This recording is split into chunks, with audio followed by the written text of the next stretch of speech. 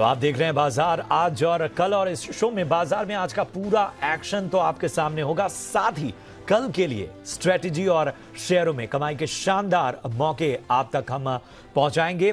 हम आपके इस पसंदीदा शो में अब रोज आपको अगले दिन के ट्रिगर्स भी बताएंगे, यानी वो खबरें जिनसे शेयरों में हलचल रहती है। इसके अलावा खास उन शेयरों पर आपके सवालों के जवाब देंगे जिनमें अगले दिन एक्शन रहेगा। आप हमें शेयरों से जुड़े सवाल व्हाट्सएप करें। आपके स्क्रीन पर नंबर फ्लैश हो रहा है, इस नंबर पर आप अपने सवाल जो शेयरों से जुड़े हुए हैं वो आप व्हाट्सएप कर सकते हैं। इसके अलावा आप सोशल मीडिया प्लेटफॉर्म्स का भी इस्तेमाल कर सकते हैं। आप हमें फेसबुक पर @ZBusiness ऑनलाइन और ट्विटर पर @ZBusiness पर अपने सवाल भेज सकते हैं। और हाँ, #बाजार आज और कल ये यूज करना ना भूलें। और मेरे साथ कल के लिए आपकी तैयारी कराने के लिए जी बिजनेस के मैनेजिंग एडिटर अनिल सिंघवी मौजूद हैं। इसके अलावा मेरे साथ एक और खास मेहमान मार्केट एक्सपर्ट सुदीप बंदोपाध्याय हैं। इनके अलावा जी बिजनेस रिसर्च से मेरे सहयोगी जुड़ेंगे, बाजार का हाल बताएंगे आशीष चतुर्वेदी, बुधवार के जरूरी ट्रिगर्स बताएंगे कुशल गुप्ता। लेकिन सबसे पहले देख लेते हैं आज बाजार में कैसा रहा कारोबार। जी हाँ, कारोबारी हफ्ते के पहले दिन बाजार में मुनाफा वसूली हावी रही, लेकिन आखिरी घंटे में बाजार ने शानदार रिकवरी की। निफ्टी 33 अंक टूटकर 17,000 के पार बंद होने में कामयाब रहा। वहीं सेंसेक्स 85 अंक लुढ़ककर 56,975 पर बंद हुआ। बैंक निफ्टी की अगर हम बात करें तो 76 अंक चढ़कर 36,163 के लेवल पर बंद हुआ।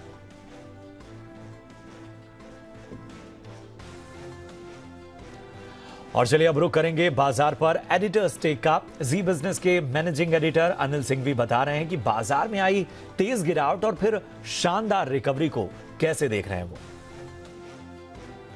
हफ्ते के पहले दिन भारतीय बाजारों में जबरदस्त एक्शन दिखा और यह एक्शन शुरुआत में कमजोरी वाला था, जो होना ही था। अमेरिकी बाजारों में शुक्रवार के सेशन में बड़ी तेज गिरावट हुई, डाउ में लगभग 1000 पॉइंट की, और उसको देखते हुए भारतीय बाजारों को बड़े गैप के साथ नीचे खुलना था। खुले लेकिन उतने बुरे नहीं जितना डर था। 16,900 के लेवल को होल्ड किया, जहां खुले पूरे दिन भर के लिए वहीं बॉटम बन गया, निफ्टी में भी और बैंक निफ्टी में भी। और उसके बाद धीमे धीमे बाजार ने मजबूती दिखाने की कोशिश की और आखिरी 1 घंटे में तो मजबूती इतनी बेहतरीन हुई कि पूछे मत। बैंक निफ्टी फाइनली सरप्राइजिंगली हरे निशान में बंद होने में कामयाब हुआ और लगातार जो रिकॉर्ड बनाया ना, घूम फिर के बंद होते होते एक बार फिर से 36,000 के ऊपर बैंक निफ्टी आ जाता है, वो रिकॉर्ड बरकरार रहा। और निफ्टी का भी वही घूम फिर के 16,950 के ऊपर बंद होने की जो कोशिश है, और आज भी 17,075 के आसपास जो बंद हुआ वो रिकॉर्ड बरकरार रहा। तो कह सकते कि डाउन बट नॉट आउट। जितना खराब हो सकते थे उतने हुए नहीं, बल्कि हम बड़ी गिरावट से बच गए और ठीक ठाक सम्मानजनक क्लोजिंग देखने को मिली। और ये क्लोजिंग इसलिए भी अहमियत वाली है क्योंकि कल बाजार बंद है अक्षय तृतीया की वजह से, रमजान के मौके पर। तो उससे पहले एक कॉन्फिडेंस बढ़ाने वाली क्लोजिंग कही जा सकती है। हालांकि ब्रॉडर मार्केट में भी प्रॉफिट बुकिंग थी, बढ़ने वाले शेयरों की संख्या थोड़ी सी कम थी गिरने वालों के मुकाबले में, यानी कि मूड माहौल को देख के बिकवाली तो हुई। लेकिन हफ्ते की सधी हुई शुरुआत और शायद कल की छुट्टी नहीं होती तो बाजार थोड़ी और मजबूती बना सकते थे। लेकिन अब देखते हैं परसों जब बाजार खुलेंगे तो ग्लोबल संकेतों के दम पर और आगे क्या कुछ होता है। तो बाजार पर अब किस तरह का असर आगे देखने को मिलेगा और बाजार में आज किन सेक्टर्स में सबसे ज्यादा एक्शन देखने को मिला, ये बताने के लिए हमारे साथ मौजूद हैं मेरे सहयोगी आशीष चतुर्वेदी। आशीष, बताएं जरा आज की मार्केट का हाल। देखिए, कमज़ोर ग्लोबल संकेतों के चलते बाजार में गिरावट के साथ शुरुआत हुई, लेकिन दिन के दौरान और ख़ास तौर पर देखें तो आखिरी 1-1.5 घंटे में जो है अच्छी रिकवरी बाजार में देखने को मिली। हालांकि उसके बाद देखें तो मामूली सी गिरावट जो है आपको निफ्टी में देखने को मिली। और निफ्टी बैंक की बात की जाए तो आज आउट परफॉर्मेंस नजर आए। सेंसेक्स और निफ्टी के मुकाबले अगर आप देखें तो निफ्टी बैंक में जो है स्ट्रेंथ है वो ज़्यादा नजर आई। ब्रॉडर मार्केट्स में भी देखें तो हल्की फुल्की बिकवाली थी, करीब आधे से लेकर 1% की जो गिरावट है आपको मिड कैप और स्मॉल कैप इंडेक्स में देखने को मिली। आइए सबसे पहले वो देख लेते हैं निफ्टी के स्टॉक, जहां पर आपको बढ़िया तेजी का रुझान देखने को मिला। पहला स्टॉक है इंडसइंड बैंक। यहाँ पर अच्छे नतीजे और ब्रोकरेज हाउस की तरफ से भी जो अच्छी रिपोर्ट्स आई हैं इसका असर देखने को मिला। 4% से ज़्यादा के गेंस यहाँ पर देखने को मिले। एनर्जी रिलेटेड स्टॉक्स दोबारा से बजिंग हो रहे हैं, जिस प्रकार से कोयले की शॉर्टेज की खबरें आ रही हैं, बिजली की मांग लगातार बढ़ती जा रही है। कोल इंडिया यहाँ पर 3% का मूव देखने को मिला। नतीजों से पहले टाटा स्टील 2% से ज़्यादा की खरीदारी यहाँ पर देखने को मिली। और HDFC लिमिटेड यहाँ पर देखें तो नतीजों के बाद हल्की फुल्की गेंस के साथ जो है क्लोजिंग देखने को मिली। लेकिन गिरने वाले स्टॉक्स की भी सूची लंबी है। अपोलो हॉस्पिटल जे स्टॉक जो है, हमने आपको ट्रेडर्स डायरी में भी बताया था, 3 से 3.5% की गिरावट यहाँ पर देखने को मिली। कमजोर ऑटो आंकड़ों के चलते आयशर मोटर्स में गिरावट रही। टाइटन और ONGC यहाँ पर भी देखे तो करीब 3% का जो कट है वो नजर आया। लेकिन ब्रॉडर मार्केट्स की बात की जाए तो केपरी ग्लोबल देखे तो लगातार स्टॉक जो है ब्रेकआउट दे रहा है। एनर्जी रिलेटेड एक और स्टॉक है कोल इंडिया की तरह। NLC इंडिया यहाँ पर देखिए 7 से लेकर 8% के गेंस नजर आए। गोदरेज एग्रोवेट, क्योंकि सोया मील के इंपोर्ट पर जो अब रुख है सरकार का वो नरम होते हुए नजर आ रहा है, इसके चलते 7% के गेंस यहाँ पर देखने को मिले। चेन्नई पेट्रोल MRPL यहाँ पर जो तेजी है वो रुकने का नाम नहीं ले रही है। लेकिन ऐसे बाजार में भी अगर आप देखें तो टॉप लूजर्स हैं सुप्रजीत इंजीनियरिंग, अच्छे नतीजों के बाद CDSL यहाँ पर मुनाफा वसूली देखने को मिली। एंजल वन, मैक्स हेल्थकेयर करीब 5% का गेंस देखने को कट देखने को मिला। और ब्रॉडर मार्केट्स की बात की जाए तो खबरों के लिहाज से फोकस में रहे सोलारा एक्टिव, कमजोर नतीजों के बाद 20% के लोअर सर्किट पर ये बंद हुआ। डिक्सन टेक्नोलॉजी यहाँ पर भी कुछ नेगेटिव खबरों का असर, 9% का कट यहाँ पर देखने को मिला। लेकिन अच्छे शानदार नतीजा है टाटा केमिकल्स के, यहाँ पर 9 से 9.5% की तेजी देखने को मिली। और अच्छे नतीजों के साथ जो है कैनफिन होम्स लगभग 9% के गेंस यहाँ पर भी देखने को मिले। बिल्कुल, बहुत बहुत शुक्रिया करेंगे आशीष आपका इस अहम जानकारी के लिए, मार्केट की तमाम अपडेट्स के लिए। और आगे बढ़ने से पहले चलिए देख लेते हैं कि शुक्रवार को संस्थागत निवेशकों ने कितनी खरीदारी या फिर कितनी बिकवाली की है। FIIs यानी विदेशी संस्थागत निवेशकों ने कैश मार्केट में करीब 1853 करोड़ रुपए की बिकवाली की है। तो आज की हम बात कर रहे हैं कि FIIs जो हैं वो उन्होंने कितना जो है बिकवाली की है। और वहीं DIs यानी घरेलू संस्थागत निवेशकों ने करीब 1951 करोड़ रुपए की खरीदारी की है।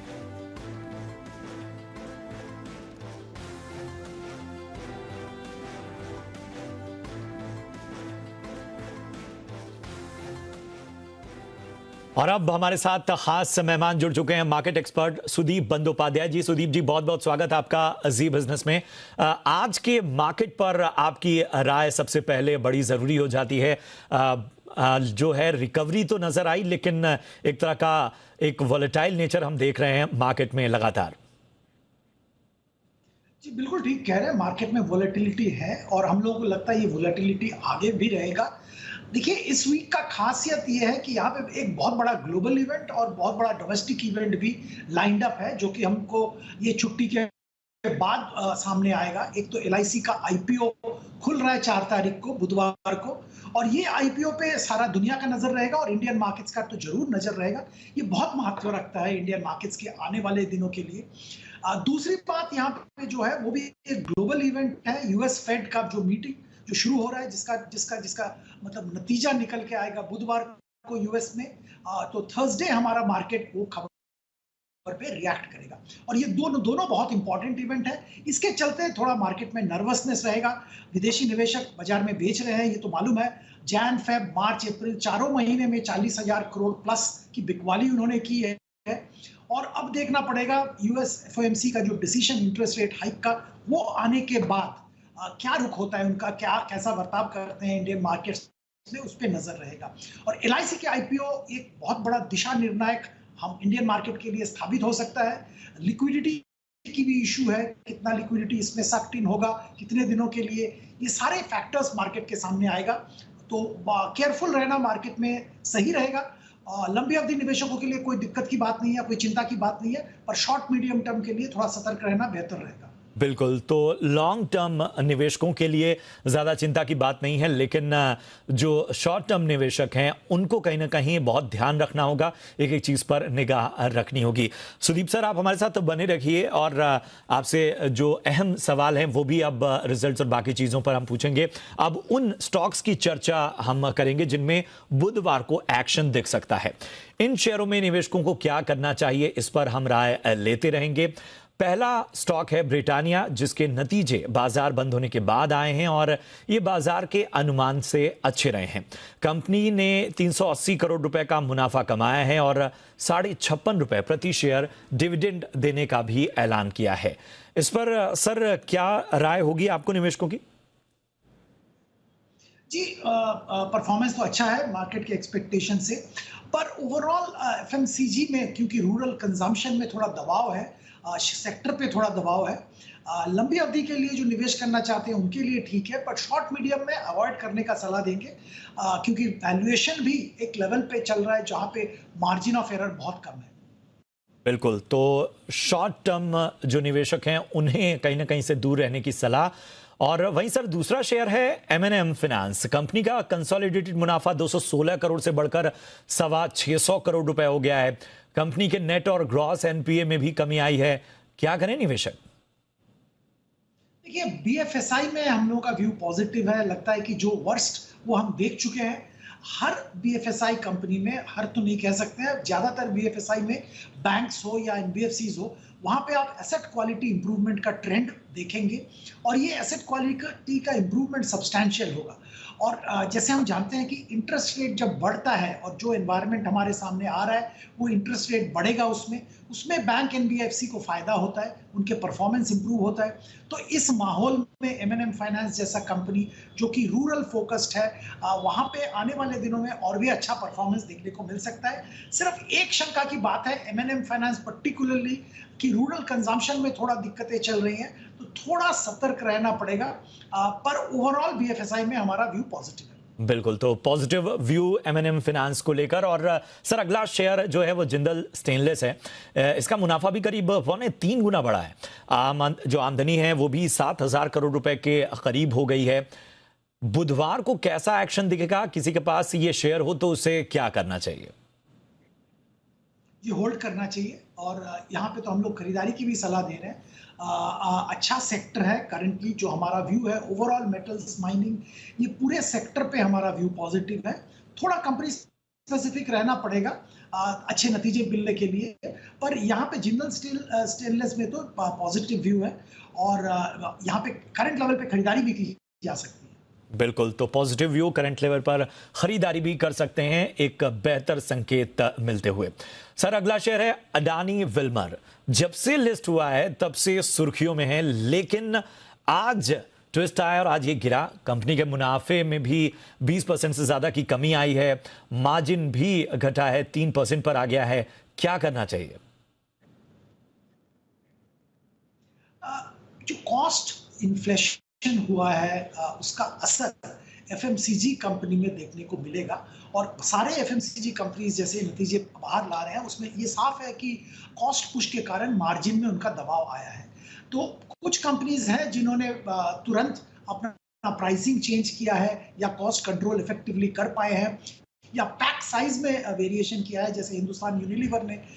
वहां पे मार्जिन पे इतना असर नहीं हुआ और जो मार्केट के कारण क्विकली एडजस्ट नहीं कर पाए वहां पे मार्जिन का असर देखने को मिलता है। जैसे हम जानते हैं विल्मर जो एडिबल ऑयल सेगमेंट में है, यहाँ पे कंपटीशन बहुत तगड़ा है और कंपटीशन सिर्फ ऑर्गेनाइज नहीं, अनऑर्गेनाइज के साथ भी है और यहाँ पे प्राइसिंग एडजस्ट करना बहुत टाइम लगता है, मुश्किल होता है, क्योंकि कंपटीटिव एज वॉल्यूम कम हो जाता है अगर तुरंत आप प्राइस एडजस्ट करो। इसी का असर देखने को मिला है, जो मार्जिन घटा है और प्रॉफिटेबली घटा है। पर अगर आप मीडियम टू लॉन्ग टर्म बोले तो हम लोगों के लिए इसमें पॉजिटिव व्यू है और हम निवेशक को बोलते हैं कि अगर आप एफएमसीजी में रहना चाहते हैं तो वो एडिबल ऑयल में अदानी विल्मर अच्छा कंपनी है, वहां पे निवेश कर सकते हैं। तो बिल्कुल मिड टर्म और लॉन्ग टर्म निवेशकों के लिए इसमें बने रहने की सलाह, निवेश की पूरी संभावनाएं इसमें दिखती हुई। सर अब इस शो में हम दर्शकों के सवाल भी लगातार लेते रहते हैं, हालांकि हम उन्हीं शेयरों को लेने की कोशिश करेंगे जिनमें बुधवार को भी एक्शन दिख सकता है। तो दर्शकों के सवालों को हम लगातार लेते हैं जो उन्होंने हमारे सोशल मीडिया पेजेस और SMS के जरिए भेजे हैं। रमन चैटर्जी हैं कोलकाता से और उन्होंने हीरो मोटोकॉर्प के 50 शेयर लिए हैं 2700 के भाव पे। तो क्या सलाह होगी इनके लिए? थोड़ा टाइम लगेगा, अभी माहौल जो है उसमें हीरो मोटोकॉर्प पे पॉजिटिव व्यू लेना मुश्किल है। देखिए, इस कंपनी का खासियत दो है। एक तो रूरल इंडिया में इनका बहुत अच्छा पकड़ है, तो रूरल कंजम्पशन जब तगड़ा होता है तो इस कंपनी को फायदा होता है। अनफॉर्चुनेटली रूरल इंडिया में अभी प्रेशर है, इसके कारण इसका नंबर्स भी, आंकड़े जो सेल्स के नंबर है वो भी ऐसा कुछ ऐसा खास नहीं आ रहा है। और overall EV electric vehicle, electric two wheeler लेके जो मार्केट में एक्साइटमेंट है, वहाँ पे भी थोड़ा बहुत हीरो मोटोकॉर्प थोड़ा पीछे है। ये सब मिला के हीरो मोटोकॉर्प पे दबाव है और बहुत जल्द आपका कॉस्ट रिकवर होने का संभावना नहीं है। तो अगर आप एग्जिट लेना चाहते हैं लॉस बुक करके तो कर सकते हैं। अगर आप इंतजार करना चाहेंगे 1 साल प्लस का नजरिया से तो फिर निवेशित रहिए। बिल्कुल, तो अगर एग्जिट करना चाहते हैं एक लाभ के तौर पे तो भी आपके लिए ऑप्शन है, और 1 साल का अगर टारगेट लेकर चल रहे हैं तो भी संभावनाएं बनी हुई हैं।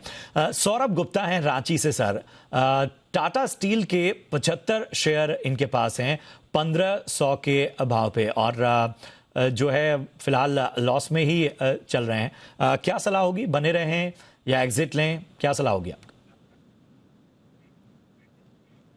जैसे मैं थोड़ी देर पहले जिक्र कर रहा था, ओवरऑल मेटल माइनिंग स्पेस पे हमारा व्यू पॉजिटिव है। टाटा स्टील स्टील इंडस्ट्री में दिग्गज कंपनी है। सरकार का मानना है कि करीब 2030 तक इंडिया का स्टील प्रोडक्शन 3.5x तक बढ़ाएंगे और इसमें टाटा स्टील भी एक बड़ा अच्छा रोल प्ले करेगा।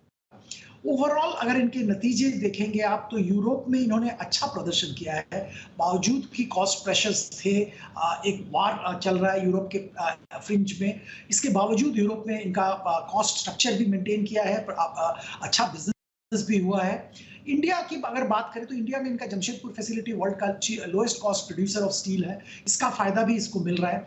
ओवरऑल हम लोग स्टील पे पॉजिटिव है और टाटा स्टील पे पॉजिटिव है। हम तो करंट लेवल पे खरीदारी की सलाह दे रहे हैं। आपका लिया हुआ प्राइस थोड़ा ऊपर है करंट लेवल से, पर आप निवेशित रह सकते हैं अगर आपका 1 साल का नजरिया है। बिल्कुल, तो अहम सलाह इस वक्त लगातार सुदीप सर देते हुए, और उम्मीद हम यही करते हैं कि ये जो सारी सलाहें हैं वो आपके काम आए, और बहुत ध्यान से, चूंकि मार्केट इस समय जिस तरह से सर बता रहे थे कि बड़ा वॉलेटाइल है, तो बहुत ध्यान रखना है, बहुत सतर्क रहना है और एक एक चीज पर निगाह रखनी होगी। और चलिए, ब्रेक के बाद बहुत बहुत स्वागत है आपका। आप देख रहे हैं बाजार आज और कल, और बुधवार के लिए क्या होंगे अहम ट्रिगर्स, उस पर अब हम बात करेंगे। और हमारे साथ मेरे सहयोगी कुशल जुड़ चुके हैं। कुशल, जरा बताएं बुधवार के लिए कौन से अहम ट्रिगर्स हैं? जी, तो कल का दिन काफ़ी ज़्यादा अहम होने वाला है, खासकर नतीजे, त्यौहार और होने वाली बैठकों के हिसाब से। सबसे पहले नतीजों पर नज़र डालिए। आप देखिए निफ्टी से हीरो मोटोकॉर्प, टाटा स्टील और टाइटन अपने नंबर्स डिक्लेयर करेंगी। साथ ही F&O स्पेस से अदानी एंटरप्राइजेज और गोदरेज प्रॉपर्टीज़ के नंबर्स पर भी आपको नज़र रखनी होगी।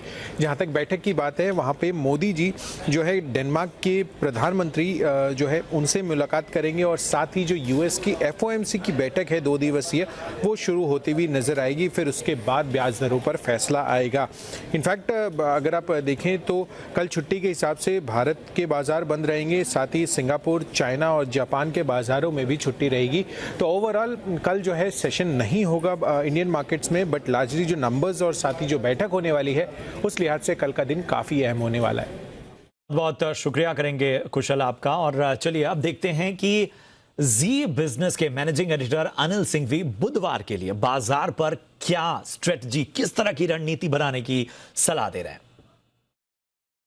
जहां तक बुधवार के बाजारों का सवाल है, अमेरिकी बाजार हमारे बाजारों के बंद होने के वक्त डाउ फ्यूचर्स पर 150 पॉइंट ऊपर थे, लेकिन उसकी कोई खास अहमियत है नहीं, क्योंकि एक दिन ऊपर एक दिन नीचे बड़ा वोलेटाइल ट्रेंड है। तो 2 दिनों के संकेतों को हम पचाने की कोशिश करेंगे और बुधवार सुबह देखेंगे कि डाउ फ्यूचर्स कैसे नजर आते हैं। तो ढेर सारे ग्लोबल ट्रिगर्स होंगे। उसके अलावा फेड की मीटिंग होने वाली है, जिसका नतीजा गुरुवार को आएगा, उस पर भी नजर रहेंगी। FIs की तरफ से सीरीज के पहले दिन शुक्रवार को तो बड़ी बिकवाली हुई कैश मार्केट में, लेकिन आज के सेशन में डेटा थोड़े बेहतर होने चाहिए। FIs इंडेक्स पर लॉन्ग पोजीशन काफ़ी कम कर चुके हैं, तो थोड़ी शॉर्ट कवरिंग भी होनी चाहिए। बाजार पुट कॉल रेशियो के लिहाज से भी हल्के हैं, इसलिए ज़्यादा गिरे नहीं। देखते वहाँ पर किस तरह की सिचुएशन बनती। तो दोनों तरफ एक और ग्लोबल ट्रिगर्स इंपॉर्टेंट है और दूसरी तरफ आपके लिए इंपॉर्टेंट है हमारे लोकल डेटा। इन सब के बीच में 4 तारीख से यानी बुधवार से LIC का IPO भी खुलेगा, तो पूरा देश LIC के IPO के बारे में बातचीत कर रहा होगा, पैसा लगाने का मन बना रहा होगा। तो जब परसों ट्रेड के लिए लौटेंगे तो भरपूर एक्शन के साथ होंगे, और इस एक्शन में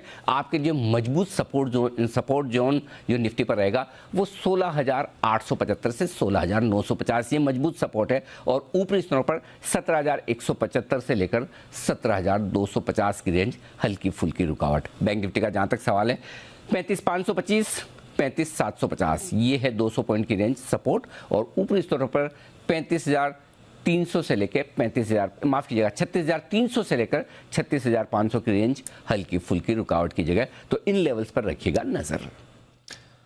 तो बिल्कुल एडिटर स्टेक में आपने जाना कि आखिर बुधवार के लिए क्या अहम ट्रिगर्स होंगे और क्या है अनिल सिंघवी की राय आपको। और अब वक्त है वायदा बाजार में ऑप्शन की किस रणनीति से आपके लिए कमाई के मौके आएंगे, ये जानने का।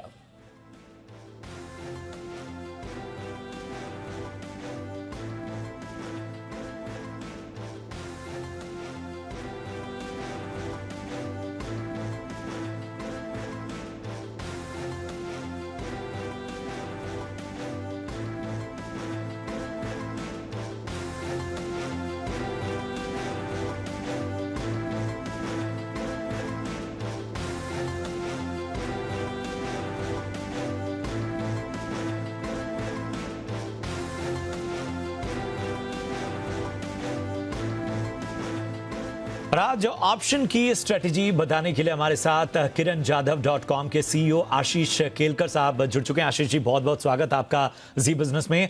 सबसे पहले मेरा सवाल ये है कि बुधवार को ऑप्शंस के जरिए कहां पर जो हैं वो मौके बनते नजर आ रहे हैं? Very good evening. देखिए, जिस तरह से आज हमने बाजार में एंड में एक अच्छा खासा रैली देखा था, कुछ स्टॉक स्पेसिफिक एक्शन होते हुए हमने देखे और उसमें से मैंने जो स्टॉक चुना है वो है कैन फिन होम्स। कैन फिन होम में जिस तरह का चार्ट स्ट्रक्चर बना है, एक बुलिश वेज फॉर्मेशन का ब्रेकआउट मिलता हुआ हमें दिखाई दे रहा है। तो एक अच्छा खासा चार्ट स्ट्रक्चर, अच्छे खासे टारगेट के लिए ये स्टॉक रेडी हो चुका है।